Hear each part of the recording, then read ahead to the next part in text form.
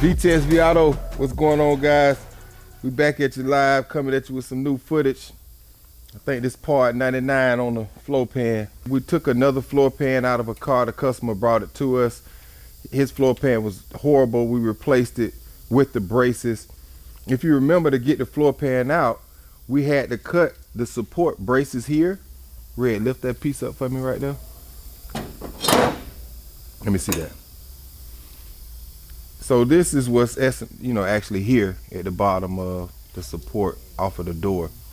So we had to remove that to get the floor pan out. Now we got to weld it back up. You can see it's already welded up.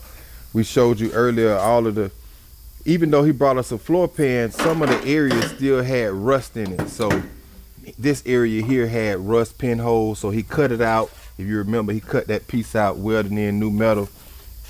Same thing here, same thing here, same thing here, because it was, rotted. These were small enough just to weld them up and grind them down without making an actual patch. We had to make a patch for those pieces. So it's coming along, fine tuning.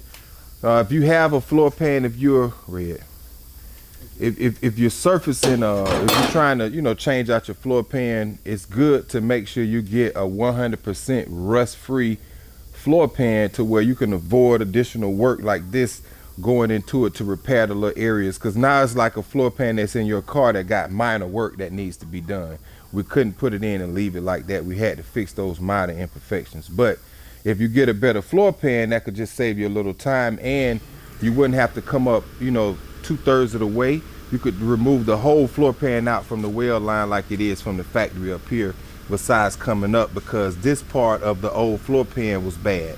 That's why we kept this. So good work, good dope, man. We keep it going here at VTSV Auto, man. Don't you forget to let everybody know we the baddest on the block, baby. Let's go.